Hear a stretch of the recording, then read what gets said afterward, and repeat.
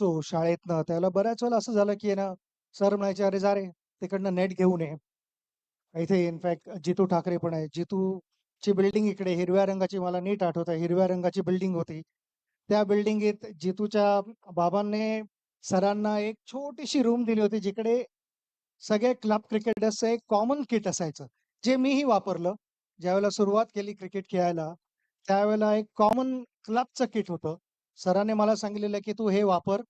हे pads, gloves, bat जे काय असेल सगळं वापर तू." तर त्या तिकडे आम्ही किट ठेवायला जायचो. एक मोठं पोतं असायचं. त्या म्हणजे आज जर का त्या पोत्याचा कोणी वास घ्यायला सांगितलं, तर तो चॅलेंजिंग असेल. कारण तो घाम कधीच सुकला नाही तिकडे आत रूममध्ये असल्यामुळे आणि नंतर नाईलाजाने पण ते घालून आम्ही खेळायचो आणि अबोव्ह ऑल जो आनंद आम्हाला मिळाला आणि जे एक प्रत्येक गोष्टीचं जे व्हॅल्यू करण्याचं जे सरांनी शिकवलं, दॅट वॉज इम्पॉर्टंट आमच्यासाठी. बऱ्याच वेळेला रोलिंग आम्ही करायचो, पाणी मारायचो इकडे. प्रवीण तुम्हाला सगळ्यांना आठवत असेल तिकडे आपला एक ग्राउंड्सman होता रामचंद्र म्हणून. तर रामचंद्रला बऱ्याच वेळेला वीकेंड्स कधी यायचे, नाही यायचे ते कळायचं नाही आणि तो थोडा एन्जॉय करायचा. त्यामुळे तो प्रॅक्टिसला पण कधी-कधी यायचा नाही. त्यामुळे आम्हालाच पाणी वगैरे विकेटला मारून रोल करून वगैरे नेट लावून मी प्रॅक्टिस करत होतो. सरांनी आम्हाला ते ट्रेन केलं होतं आणि मला वाटतं त्यामुळे एक गेम बरोबर जे बॉन्डिंग झालं आणि जे एक अंडरस्टँडिंग होतं. जे मी म्हणेन आज आपण म्हणतो की स्ट्रीट स्मार्ट प्लेयर आहे. स्ट्रीट स्मार्ट प्लेयर कसा घडतो?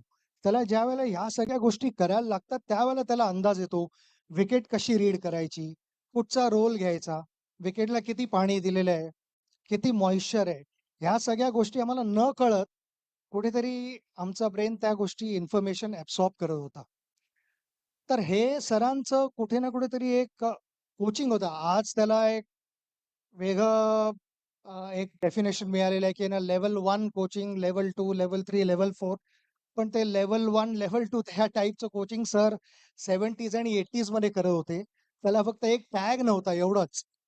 तर सरांची जी एक व्हिजन होती, की ना प्लेयर्सना कसं शिकवायचं आणि आणि थोडक्यात सांगायचं तर म्हणजे आपल्या किटला कसं रिस्पेक्ट करायचं, हे सरांनी शिकवलं.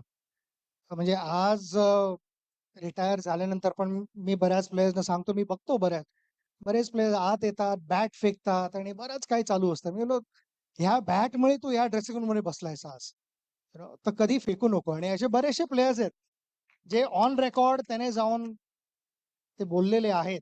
इकडे अनेकसे मला यंग क्रिकेटर्स पण दिसतायत. प्लीज हे लक्षात ठेवा, की तुमचं क्रिकेट किट, ते बॅट असो, ग्लोव्हज असो, काही असो, कधीच फेकू नका. त्याचा ऑल्वेज मान ठेवा. त्याचं एक स्थान आहे, तिकडेच ते असायला पाहिजे.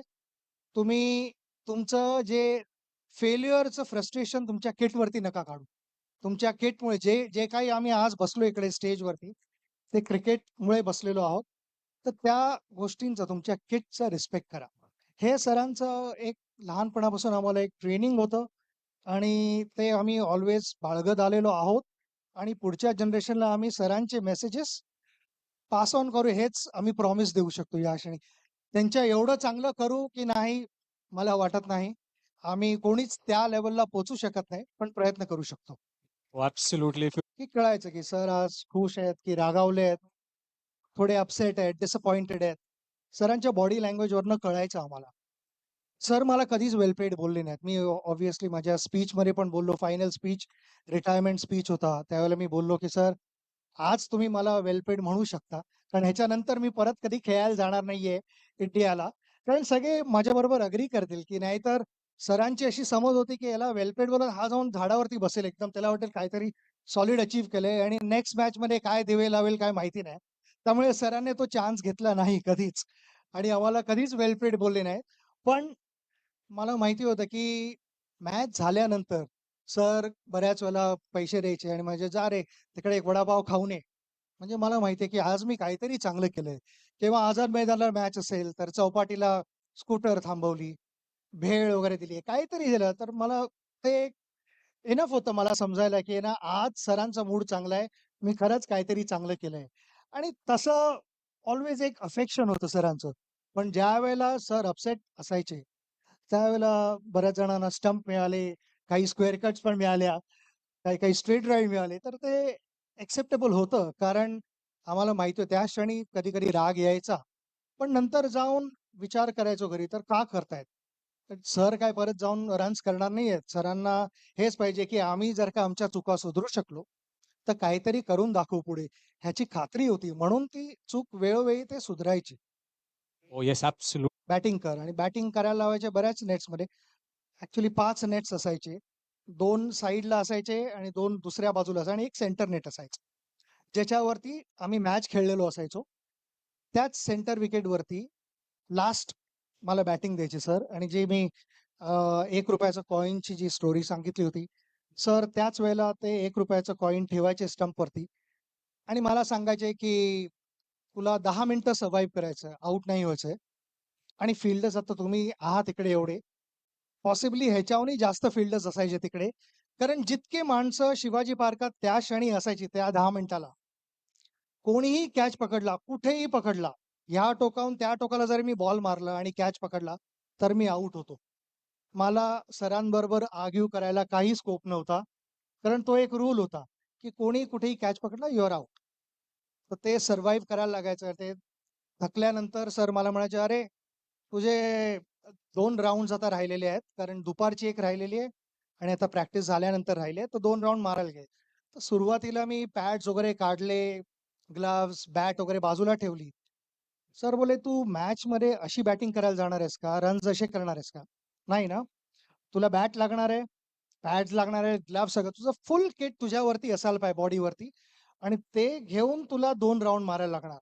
बरं, थोडं शॉर्टकट घ्यायचा तर ते काही चान्सच नव्हता त्याला. कारण सरांची नजर अशी होती, की थोडं पण इकडे-तिकडे कोणी प्रयत्न केला शॉर्टकट, तर त्याला एक एक्स्ट्रा राउंड मारायला लागायची. तर त्यापेक्षा शॉर्टकट न घेतलेला बरा होता आणि ते लहानपणापासून ट्रेनिंग मिळालं, की शॉर्टकट घेऊ नका. पण सर स्ट्रिक्ट होते. पण ज्या वेळेला आम्ही काहीतरी चांगलं करून दाखवलं, सरांची जी एक पाठीवरती ते एक शाबासकी द्यायची ती ती त्याने सगळं काही मूड बदलायचा, की ज्या वेळेला कोणी स्क्वेअर कट खाल्ले की काय खाल्ले, ते सगळं डोक्यातनं निघून जायचं. Wow.